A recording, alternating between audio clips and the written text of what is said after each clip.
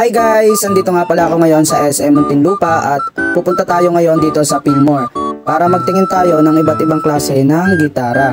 Sa mga gustong bumili ng mga affordable price na gitara, located po yan dito sa SM Muntinlupa. So pwede po kayong mag-comment dito sa comment section ko para po pagka may mga suggestion po kayo or concern, pwede ko po yang ma-replyan.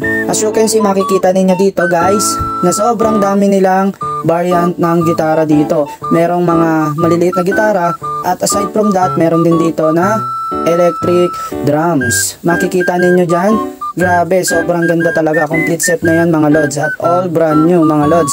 And nagtingin na rin tayo rito ng piano para if ever na may budget na tayo ay bibilihin natin ito. So makikita ninyo ako dito mga guys na ang dami kong hinahawakan dito na possible na bibilhin ko. Kagaya na lang nito, bass guitar na to. So napakaganda niya at magaan at ang ganda rin ng kulay ng hawak ko na gitara. Makikita ninyo na kinakapa-kapa ko siya at aking kinakapa-kapa ko yung mga note. And shoutout nga pala doon sa nag-aayos ng bagong deliver ng gitara, si boss. Ayan, isa yung employee dyan sa Fillmore. Ayan, so yun guys, so napakaganda ng napili ko.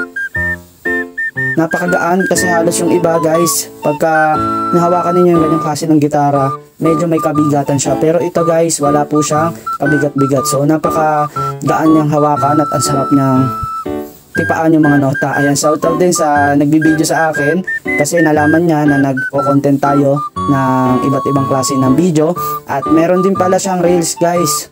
So hindi lang natin natanong yung kanyang pangalan sa reels pero marami na rin daw siyang followers at marami na rin daw siyang viewers. Nagtatanong siya sa akin kung ano daw yung ginagawa kong content at binigay ko na lang sa kanya yung aking YouTube channel para doon niya makita yung mga ginagawa ko na content.